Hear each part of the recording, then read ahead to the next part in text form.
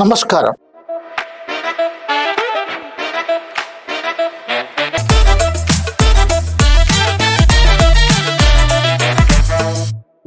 మిత్రులారా, ఇప్పుడు దేశంలో ముస్లిం మౌలానాలు, హిందూ స్వామీజీలు ఒకే మాట మాట్లాడుతున్నారా? ఒక విషయంలో ఐక్యమవుతున్నారా అనిపిస్తుంది. ఏమిటి అంటే, గోవధను నిషేధించండి, గోవధను నిషేధించండి, ఆవును జాతీయ జంతువుగా ప్రకటించండి అని హిందూ స్వామీజీలు, ముస్లిం మౌలానాలు ఒకే విధంగా డిమాండ్ చేస్తున్నారా? ఇలా డిమాండ్ చేస్తారని, ఇలా అడుగుతారని, ఇలా అంటారని ఎవరైనా ఊహిస్తారా? కానీ అది అనుకోని గాని అనుకోకుండా గాని ఎప్పటి నుంచో హిందూ స్వామీజీలు గోవధను నిషేధించండి, ఆవును జాతీయ జంతువుగా ప్రకటించండి అని అడుగుతున్న మాట నిజం. బక్రీద్ కంటే ముందు ముస్లింలు మౌలానాలు కొందరు గోవధను నిషేధించండి అని అడుగుతున్నారు. ఈ పిలుపు కలకత్తా మరి హైదరాబాద్ లో ఉండేటువంటి ముస్లిం వర్గాలు అవును అని అంటున్నాయి. కొందరు ముస్లిం వర్గాలు ఈ పిలుపును అవును అని అంటున్నారు. ఏమిటి విచిత్రం? లేక ఎందుకు ఇలాంటి అనుకోనటువంటి ఘటన జరుగుతుంది, లేక పిలుపు వస్తుంది అని అంటే, ఇందులో రెండు విషయాలు ఉన్నాయి. ఒకటి బీజేపీ కుట్ర ఉంది అని కొందరంటే, ఒకటి బీఫ్ ఎక్స్పోర్ట్ చేస్తున్నటువంటి, గో మాంసాన్ని ఎగుమతి చేస్తున్నటువంటి పెద్ద పెద్ద కార్పొరేట్ శక్తులే ఈ నినాదాన్ని అటు నుంచి ఇటు నుంచి సృష్టిస్తున్నారు, క్రియేట్ చేస్తున్నారు అని మరొకరు అంటున్నారు. అంతేకాదు, గోవధ పేరుతోటి ముస్లింలను టార్గెట్ చేస్తూ హిందుత్వ శక్తులు, బీజేపీ శక్తులు దాడులు చేయటం, హత్యలు చేయటం సంబంధించి నిరసనగా ముస్లింలు ఈ నినాదం ఇస్తున్నారు అని మరొకరు అంటున్నారు. బక్రీద్ పండుగ రోజున సాధారణంగా ముస్లింలు పశువులను వధించి ఆ మాంసాన్ని ఇతరులకు పంచుతారు. ఇప్పుడు బక్రీద్ 2-3 రోజుల ముందు ఉందనంగా పశువధను నిషేధించండి, పశువధను చేయకండి అని ముస్లిం సంస్థలే పిలిపిస్తే ఎలా ఉంటుంది? అంటే ముస్లిం సంస్థలు పిలిపిస్తే హిందువులు కలకత్తాలో మా బతుకేంటి, ఈ పండుగకు మేము అనేక పశువులను వందల వేల పశువులను తీసుకొచ్చాం, ఈ పండుగ సందర్భంగా మా బతుకులు బాగుపడతాయి, ఈ పశువులు నమ్ముకోవటం వల్ల, ముస్లింలకు అమ్ముకోవటం వల్ల మాకు అధిక ఆదాయం వస్తుంది, ఆ ఆదాయంతో మేము బతకొచ్చు అని భావించి లక్షల రూపాయలు వెచ్చించి మేము కొనుక్కొచ్చి పెట్టాం, ఇప్పుడు మేము ఎలా బతకాలని కలకత్తాలోని హిందువులు మా పశువులను కొనండి, మా పశువులను వధించుకోండి, మీరు కొనంటే మేము ఎలా బతకాలి, ఈ బీజేపీ ఎందుకు చేస్తుంది అని అక్కడ ఆందోళన చేస్తున్నారు. ఇటీవల ఎన్నికల్లో పశ్చిమ బెంగాల్లో బీజేపీ ప్రభుత్వం అధికారంలోకి వచ్చింది.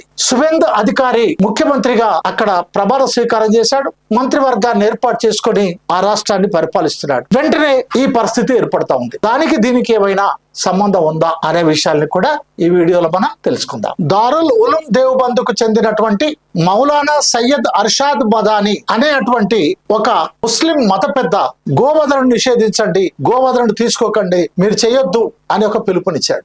ఈ పిలుపుకు అటు కలకత్తాలో ఉండేటువంటి ముస్లింలు, ఇటు హైదరాబాద్ లో ఉండేటువంటి ముస్లింలు కొందరు స్పందించారు, మద్దతు ఇచ్చారు. ఈ పిలుపు సరైనదే అని మద్దతు ఇచ్చారు. కలకత్తాలోని నకోడా మస్జిద్ ఇమాం మౌలానా మహమ్మద్ షఫీ ఈ పిలుపును బలపరిచాడు. అవును, అది సరైన పిలుపే, దాన్ని మేము మద్దతు ఇస్తున్నామని చెప్పాడు. ఒక అడుగు ముందుకేసి అయినా ఇది హిందూ ముస్లిం మత సామరస్యానికి దారితీస్తుంది అని కూడా చెప్పాడు. ఎందుకు ఈ విషయం ఏర్పడతా ఉంది అని అంటే, భారతదేశం మొత్తం ప్రపంచ దేశాల్లో గోమాంసాన్ని ఎగుమతి చేసేటువంటి దేశాల్లో భారతదేశం ఒక పెద్ద ఎగుమతి కేంద్రంగా ఉంది గోమాంసానికి.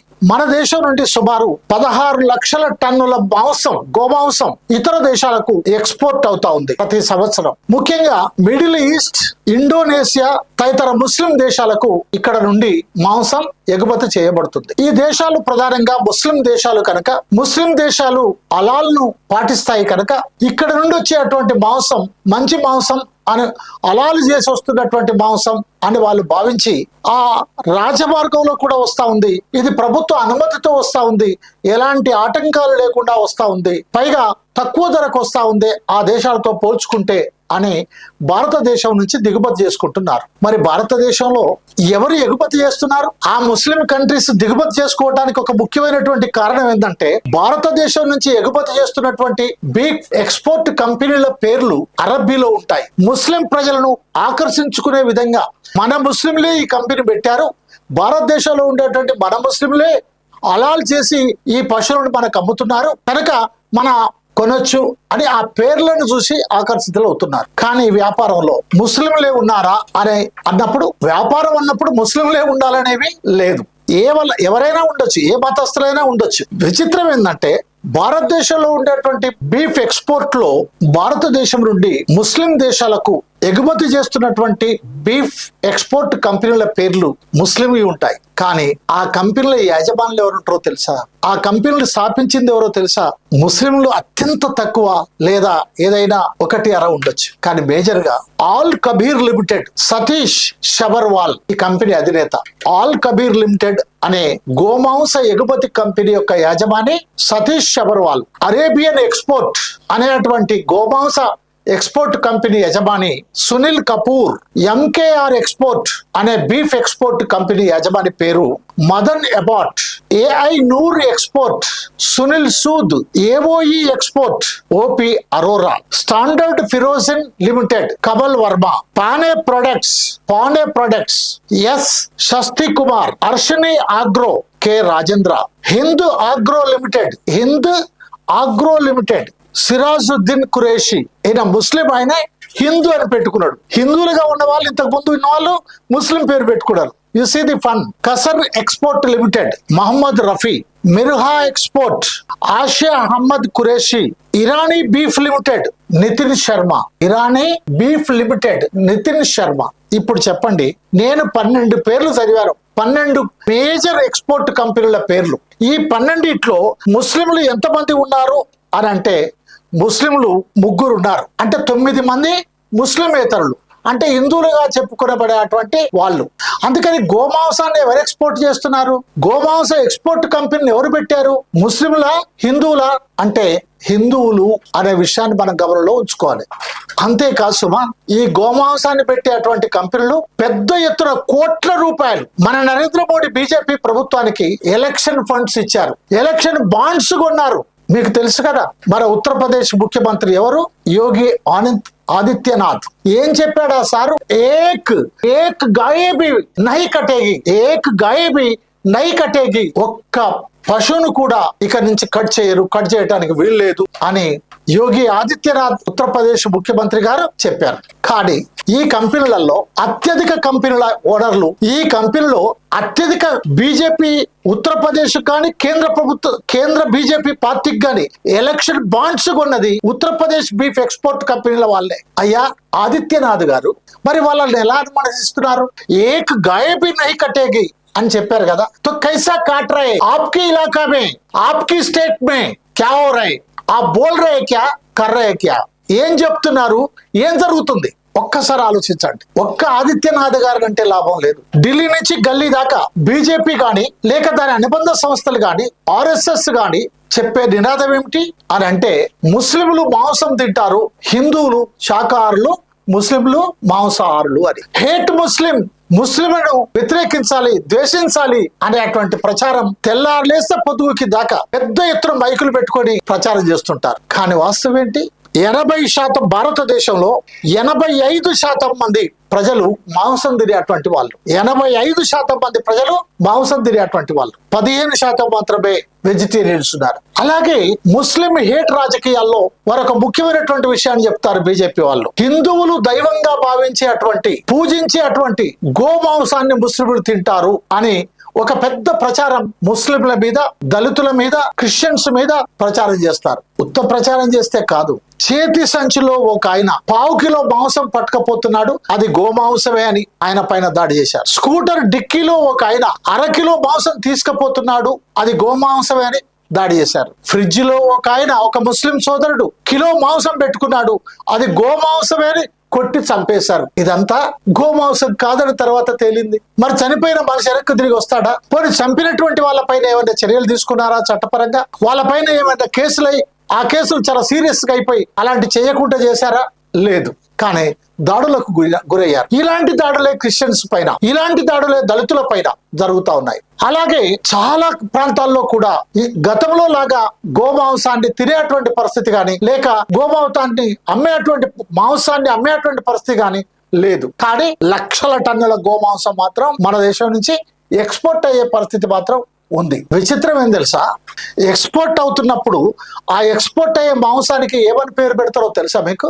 ఏమని పెడతారంటే ఎద్దు మాంసం, గేదె మాంసం, ఎద్దు మాంసం, గేదె మాంసం, దున్న మాంసం, ఆవు మాంసం అనరు.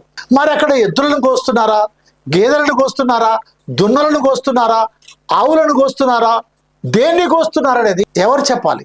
ఎలా నిర్ధారించాలి? ప్రభుత్వ అండదండలతోటి, ప్రభుత్వ లైసెన్స్ తోటి, ప్రభుత్వానికి లక్షలాది కోట్లాది రూపాయల ఎలక్షన్ బాండ్స్ కొని చేస్తున్నటువంటి కంపెనీల పైన ఉండే నిఘా ఎంత? బీఫ్ ఎక్స్పోర్ట్, బీఫ్ అంటే అయిపోయి సింపుల్ పదం. ఆ బీఫ్ అనేటువంటి దాంట్లో దాన్ని బీఫ్ అంటే ఎద్దు మాంసమా, ఆవు మాంసమా, గో మాంసమా, గేదె మాంసమా, దున్న మాంసమా, ఏమో బీఫ్ అంతే. ఇంగ్లీష్ ఎంత అందంగా ఉన్నది కదా. బీఫ్ బిర్యానీ, బీఫ్ బిర్యానీ నువ్వు హైదరాబాద్ లో ఎక్కడ చూసినా దొరుకుతుంది. లేదా హైదరాబాదీ బిర్యానీ, లేదా కళ్యాణి బిర్యానీ అని రాసి ఉంటాయి. కానీ అందులో వీటిలో ఏ బిర్యానీ పెడుతున్నారు అనేది ఎలా తెలియాలి? ఎవరికి తెలుస్తుంది? అయితే ఒక పురాణాల్లో, మన దేశ పురాణాల్లో ఆవు ఒక దేవునికి, ఎద్దు ఒక దేవునికి, పంది ఒక దేవునికి, పాము ఒక దేవునికి, పక్షి ఒక దేవునికి, అంశ ఒక దేవునికి, పావురం ఒక దేవునికి, తాబేలు ఒక దేవునికి, చేప ఒక దేవునికి. అవి వాహనాలు కావచ్చు, లేక ఆ దేవుని యొక్క ఇది కావచ్చు. గమ్మతేం తెలుసా? ఆ దేవుళ్ళు వాహనాలైనటువంటి ఎద్దు మాంసం తప్పులేదు, కానీ ఆవు మాంసం తప్పు. ఆ దేవుని వాహమైనటువంటి వరహం అంటే పంది మాంసం తప్పులేదు, కానీ ఇంకోటి తప్పు. చేప మాంసం తప్పులేదు, కానీ ఇంకోటి తప్పు. పక్షి మాత్రం తప్పులేదు, కానీ ఇంకోటి తప్పు. ఎలక మాంసం తప్పులేదు, కానీ ఇంకోటి తప్పు. పావు మాంసం తప్పులేదు, ఇంకోటి తప్పు. అరే, పాము దేవుడే, ఎలక దేవుడే, ఎద్దు దేవుడే, నెబిలి దేవుడు, పావురం దేవుడు, తాబేలు దేవుడు, చేప దేవుడి, వాటికి సంబంధించినటువంటి కదా, దేవతలకు సంబంధించినటువంటి వాహనాలు కావచ్చు, లేక వాళ్ళ ఇది కావచ్చు. అవి కోసుకుంటే తప్పులేదు, వాటిని తింటే తప్పులేదు.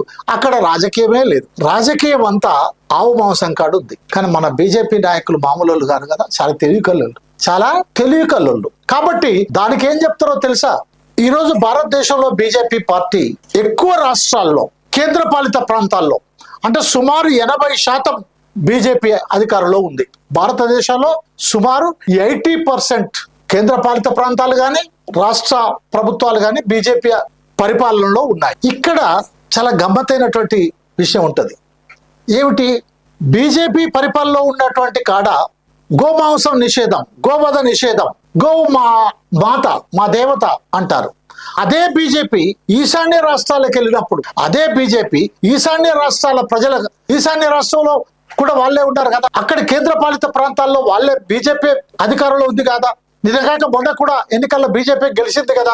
అక్కడ ఏం చెప్తారంటే బీజేపీ జాతీయ అధికార ప్రతినిధి, కాస్త జాగ్రత్తగా వినండి, బీజేపీ జాతీయ అధికార ప్రతినిధి, బీజేపీ రాజ్యసభ సభ్యుడు, ఆయన అంత ఇంత చదివిన ఆయన కాదు, చదువుకోని ఆయన కాదు, ఆయన ఒక ప్రొఫెసర్ సుధాంశు త్రివేది ఒక విషయాన్ని స్పష్టం చేశాడు. ఇగో, మా బీజేపీ పార్టీ ఈశాన్య రాష్ట్రాల్లో గాని, ఇతర రాష్ట్రాల్లో గాని మేము ఆవును నిషేధిస్తున్నాం, ఆవును తినొద్దని చెప్తున్నాం అని అంటే, ఆవు మా గోమాత అని చెప్తున్నాం అని అంటే, ఆవు అంటే ఏందనుకుంటారు మీరు? అన్ని కాదు, వెన్నుపైన మూపురం ఉండేటువంటి ఆవులు, వెన్నుపైన మూపురం ఉండేటువంటి ఈశాన్య రాష్ట్ర ప్రజలు భారతదేశ ఆవులను తినరు, జెర్సీ ఆవులను తింటారు అని చెప్తున్నాడు. జెర్సీ ఆవులను అట్లాంటి ఆవులను మేము మాతగా పరిగణిస్తాం, భారతదేశ ఆవులను మాత్రమే మాతగా పరిగణిస్తాం అని ఎవరు చెప్తున్నారు?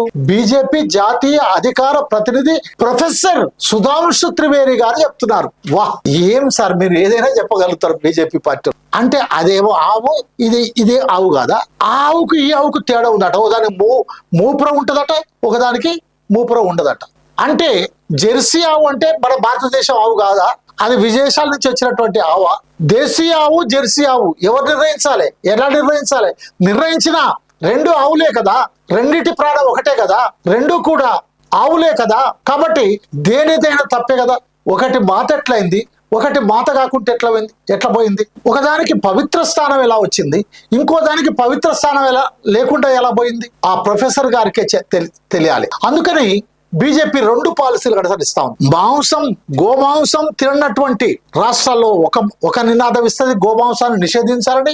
గోమాంసం తినేటువంటి ఈశాన్య రాష్ట్రాల్లో ఒక నినాదం ఇస్తుంది, గోమాంసం తినొచ్చు అని. గోమాంసానికి మేము వ్యతిరేకం కాదని ఆ రాష్ట్ర ముఖ్యమంత్రి చెప్తాడు, నేను గోమాంసం తింటున్నాను అని. ఈశాన్య రాష్ట్రాల ఒక ముఖ్యమంత్రి లేదా కేంద్ర పాలిత ప్రాంత ముఖ్యమంత్రి. ఇక్కడ ఒక విషయాన్ని మనం గమనంలో ఉంచుకోవాలి. నిజానికి బీజేపీ ప్రభుత్వం లేక ప్రొఫెసర్ సువేందు త్రివేది లేక 80% రాష్ట్రాలు కేంద్రపాలిత ప్రాంతాలను పరిపాలిస్తున్నటువంటి బీజేపీ ఎందుకు ఆవు జాతీయ జంతువు అని ప్రకటించదు? ఎందుకు గోమాంసాన్ని నిషేధించదు? ఎందుకు నిషేధించదు? ఆయా రాష్ట్ర ప్రభుత్వాలు ప్రత్యేక చట్టాలు చేస్తా ఉన్నాయి గోమాంసాన్ని నిషేధిస్తూ. కానీ నిషేధిస్తూ చేస్తున్నటువంటి చట్టాలు కూడా అక్కడ చట్టమే ఉంటది కదా, నిషేధమే ఉండదు. ఏక్ గాయబీ నై కటేగి అని చెప్పినటువంటి యోగి ఆదిత్యనాథ్ ప్రభుత్వంలో కూడా పెద్ద ఎత్తున ఎక్స్పోర్ట్ అవుతున్న సంగతి అందరికీ తెలుసు. ఇదంతా ఎందుకు? ఈ కథ అంతా ఎందుకు? మీరే ప్రభుత్వంలో ఉన్నారు, మీరే అధికారులు ఉన్నారు, మీరే 80% ఉన్నారు. మొత్తం దేశం మొత్తానికి వర్తించే విధంగా బీఫ్ బ్యాన్ పశు మాంసాన్ని నిషేధించబడింది దేశంలో అని బ్యాన్ చేయండి. పశుమాంస సంస్థలు రద్దు అని ప్రకటించండి. పశుమాంసాన్ని ఎక్స్పోర్ట్ అనుమతులు ఇవ్వకండి. ఆవును జాతీయ జంతువుగా ప్రకటించండి. ఎందుకు ప్రకటించరు? ఆ వీడియో చూసిన తర్వాత కొంతమంది నా మిత్రులు, స్నేహితులు నన్ను ప్రశ్నిస్తారు కావచ్చు, అనేక విధాలుగా కామెంట్లు చేస్తారు కావచ్చు. నన్ను ప్రశ్నించే బదులు, నా వీడియోపై కామెంట్లు చేసే బదులు, కేంద్ర ప్రభుత్వం మీదే కాబట్టి ఆ ప్రభుత్వాన్ని అడగండి బీఫ్ ను బ్యాన్ చేస్తే చట్టం చేయమని. నరేంద్ర మోడీ గారిని అడగండి, అమిత్ షా గారిని అడగండి ఆవును జాతీయ జంతువుగా ప్రకటించమని. అది వాళ్ళకే తెలియాలి అందులో ఉండేటువంటి మర్మం ఏంటో, మాత్రం ఏంటో. ఎందుకు అడగరో తెలుసా? ఎందుకు చెయ్యరో తెలుసా? ఎందుకంటే ఆవు ఓట్లు తెత్తది. ఏం తెత్తది? ఓట్లు తెత్తది. ఆవు పాలెట్లు ఇస్తుందో, ఆవు పేడెట్లు ఇస్తుందో, ఆవు ఉత్స ఎట్లా తాగాలని అనుకుంటారో గట్లనే ఆవు ఓట్లు కూడా తెస్తది. ఓట్లు తెస్తే ఏమైంది?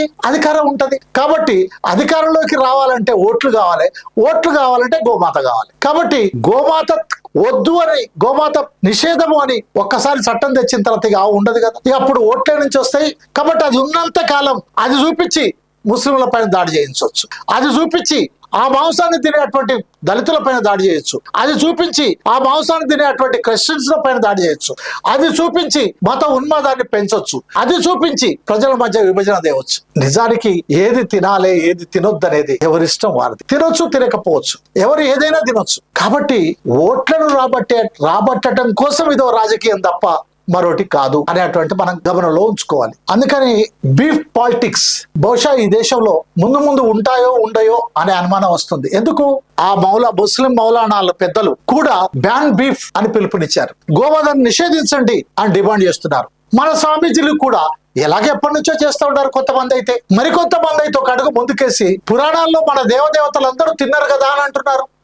ఇంకొందరు అయితే అయ్యో మన బ్రాహ్మణులు తిని పారేసిన తర్వాత కదా ఈ దళితులు తింటున్నారు అంటున్నారు. ఇంకొందరు అయితే వాళ్ళకు బుద్ధి చెప్పింది బుద్ధుడే కదా అని అంటున్నారు. ఏది ఏమైనా మిత్రులారా, ఈ దారుల్ ఉలూమ్ దేవ్బంద్ మౌలానా సయ్యద్ అర్షాద్ మదాని ఇచ్చినటువంటి పిలుపు ఏదైతే ఉందో దాన్ని బలపరిచినటువంటి ఇటు హిందూ సంస్థలు గాని అటు ముస్లిం సంస్థల గాని దాని ఫలితం ఏమవుతుంది? ఒకవేళ అది అది అమలు చేస్తే ఏమైతుంది, దాన్ని ఎందుకు ఇచ్చారు అనేటువంటి దాన్ని చూసినప్పుడు అది పూర్తిగా అమలు కాలేక అసలు రాలేదు ఇంకా. కానీ అప్పుడే కలకట్టాలో పశువులు నమ్మేటువంటి వాళ్ళు ఆందోళన ప్రారంభించారు. పశువులు నమ్మేటువంటి వాళ్ళు ఎవరు?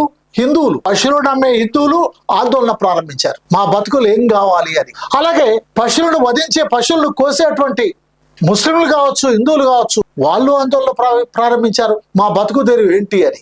బీఫ్ తినటాన్ని గనక బ్యాన్ చేస్తే ఇప్పటికే 16 లక్షల వేల టన్నుల బీఫ్ ను ప్రతి సంవత్సరం ఎక్స్పోర్ట్ చేస్తున్నటువంటి భారతదేశం మరింత ఎక్స్పోర్ట్ చేయడానికి అవకాశం ఉంటుంది. ఎందుకంటే ఈ దేశంలో ఉన్న వాళ్ళు తినరు కదా, తినకపోతే మస్తు ఉంటాయి కదా, అవన్నీ కూడా ఆ బీఫ్ కట్ చేసే, బీఫ్ ను వధించేటువంటి, ఆ పశువులను వధించేటువంటి పశువధశాలకు తరలించబడతాయి. ఆ విధంగా బీఫ్ ఎక్స్పోర్ట్ చేసుకోవచ్చు. బీఫ్ ఎక్స్పోర్ట్ చేసుకుంటే ఏమవుతుంది? ఆ పరిశ్రమాధిపతులు కోట్లాధిపతులు అవుతారు. అయితే ఏమవుతుంది? అది బీజేపీకి ఎలక్షన్ బాండ్ల రూపంలో గాని, ఎలక్షన్ ఫండ్ రూపంలో గాని, లేక ఇతరత్ర రూపంలో గాని పెద్ద ఎత్తున ఆదాయం వస్తుంది. అందుకని బ్యాన్ బీఫ్ అనేటువంటి దాని వెనక ఇలాంటి కుట్ర ఏమైనా ఉందా? అది ఆ బీఫ్ ఎక్స్పోర్ట్ కంపెనీల యొక్క కుట్రనా? లేదు అది బీజేపీ యొక్క కుట్రనా? లేదు అది ఆ విదేశాల్లో ఉండేటువంటి మాంసం తినేటువంటి పెద్ద పెద్ద పెట్టుబడిదారులు మన దేశంలో ఉండేటువంటి మాంసం తినేటువంటి వాళ్ళతో కుమ్మక్కైనటువంటి దాని ఫలితమా? ఏదైనా కావచ్చు. Anything can be happened. కాబట్టి దీని వెనుక ఇది ఉంది. కాబట్టి ఇలాంటిది ఏం జరగబోతుంది భవిష్యత్తులో? నిజానికి ఇక భవిష్యత్తులో బీఫ్ పాలిటిక్స్ ఉండవా? నిజానికి బీజేపీ బీఫ్ ను బ్యాన్ చేస్తుందా? చూడాలి. దానికి అది ఆవును జాతీయ జంతువుగా ప్రకటిస్తుందా?